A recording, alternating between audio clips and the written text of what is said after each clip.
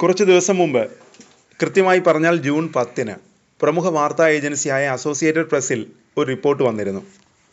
Israel പ്രധാനമന്ത്രി Benjamin Netanyahu സർക്കാർ ഭീഷണിയിലാണെന്നാണ് ആ റിപ്പോർട്ടിൽ പറയുന്നത്.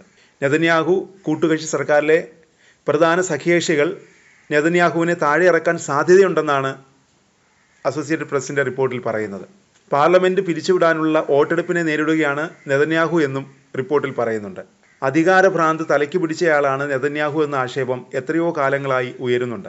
ഈ ആക്രമണങ്ങളെല്ലാം അധികാരം നിലനിർത്താനുള്ള നെതന്യാഹുവിൻ്റെ തന്ത്രങ്ങളാണെന്ന ആക്ഷേപവും ഉയരുന്നുണ്ട്. മാത്രമല്ല, നിരവധി അഴിമതി ആരോപണങ്ങളും നെതന്യാഹുവിന് നേരെ ഉയർന്നിട്ടുണ്ട്. ആ അഴിമതി ആരോപണങ്ങളിൽ വിചാരണ നേരിടുകയാണ് നെതന്യാഹു. നെതന്യാഹുവിന് വലിയൊരു ആഗ്രഹമുണ്ടെന്നാണ് പറയുന്നത്. ഏറ്റവും അധികം കാലം ഇസ്രായേലിൻ്റെ പ്രധാനമന്ത്രിയായി തുടർന്നയാളെന്ന ക്രെഡിറ്റ് എന്നെന്നും സ്വന്തമാക്കുകയാണ് ആഗ്രഹം. അതിനുവേണ്ടിയാണ് ഈ തന്ത്രങ്ങളെല്ലാം ഒരുക്കുന്നത് എന്നാണ് വിമർശകർ പറയുന്നത്.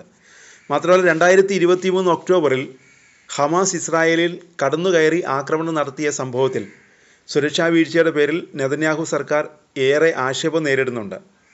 അതിനെല്ലാം മറയ്ക്കാനും വിമർശകരുടെ വായടപ്പിക്കാനും നെതന്യാഹു ഉപയോഗിക്കുന്ന ആയുധമാണ് യുദ്ധം.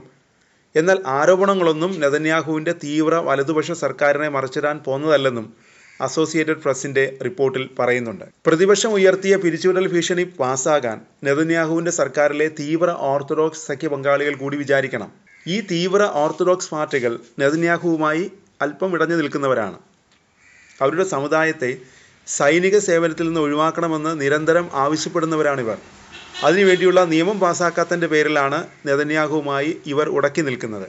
ഇവർ പിന്തുണ പിൻവലിച്ചാൽ മാത്രമേ പ്രതിപക്ഷം ഉയർത്തിക്കൊണ്ടുവരുന്ന അവിശ്വാസ പ്രമേയം പാസ്സാകുകയുള്ളൂ. ജൂതന്മാരായ പുരുഷന്മാർക്ക് ഏകദേശം 3 വർഷം സൈനിക സേവനം അനുഷ്ഠിക്കേണ്ടതുണ്ട്. അതിനുശേഷം വർഷങ്ങൾ റിസർവ് ഡ്യൂട്ടിയിൽ തുടരുകയും വേണം. ജൂത സ്ത്രീകൾ 2 വർഷം നിർബന്ധിത സൈനിക സേവനം ചെയ്യുന്നുണ്ട്. എന്നാൽ ഇസ്രായേൽ സമൂഹത്തിൻ്റെ ഏകദേശം 13% വരുന്ന രാഷ്ട്രീയമായി ശക്തരായ തീവ്ര ഓർത്തഡോക്സ് വിഭാഗത്തിന് ഇളവുകൾ ലഭിച്ചിരുന്നു. സെമിനാരിയിൽ മതപഠനം നടത്തുന്നവർക്ക് സൈനിക സേവനം ചെയ്യുന്നതിന് ഇളവ് നൽകിയിരുന്നു. വർഷങ്ങളായി തുടരുന്ന ഒരു രീതിയാണത്. 2017 ഈ ഇളവുകൾ നിയമവിരുദ്ധമാണെന്ന് ഇസ്രായേലിൻ്റെ സുപ്രീം കോടതി വിധിച്ചു. ഇതോടെയാണ് ഈ തീവ്ര ഓർത്തഡോക്സ് വിഭാഗങ്ങൾ പ്രതിഷേധവുമായി തെരുവിലിറങ്ങിയത്. ഇതിനെതിരെ നിയമം പാസ്സാക്കണമെന്നാണ് നെതന്യാഹുവിൻ്റെ സർക്കാരിന് പിന്തുണ നൽകുന്ന തീവ്ര ഓർത്തഡോക്സ് പാർട്ടികൾ ഉൾപ്പെടെ ആവശ്യപ്പെടുന്നത്. പ്രതിപക്ഷം സർക്കാരിനെ പുറത്താക്കാനുള്ള നീക്കവുമായി മുന്നോട്ടു പോയാൽ ഈ തീവ്ര ഓർത്തഡോക്സ് പാർട്ടികൾ പിന്തുണ പിൻവലിക്കുമോ എന്നാണ് നെതന്യാഹുവിൻ്റെ ആശങ്ക. അതാവാം ഇറാനെ ആക്രമിക്കാനുള്ള പെട്ടെന്നുള്ള കാരണമെന്നാണ് വിലയിരുത്തൽ.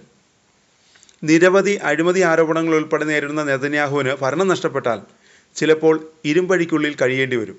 നീണ്ട യുദ്ധവുമായി നെതന്യാഹു മുന്നോട്ട് പോകുന്നതിന് പിന്നിൽ ഗാസ യുദ്ധം തുടരുന്നതിനെതിരെയും ഹമാസിൻ്റെ കസ്റ്റഡിയിലുള്ള ബന്ദികളെ മോചിപ്പിക്കാൻ വൈകുന്നതിനെതിരെയും അതിശക്തമായ പ്രതിഷേധമാണ് നെതന്യാഹുവിനെതിരെ ഇസ്രായേലിൽ ഉയരുന്നത്.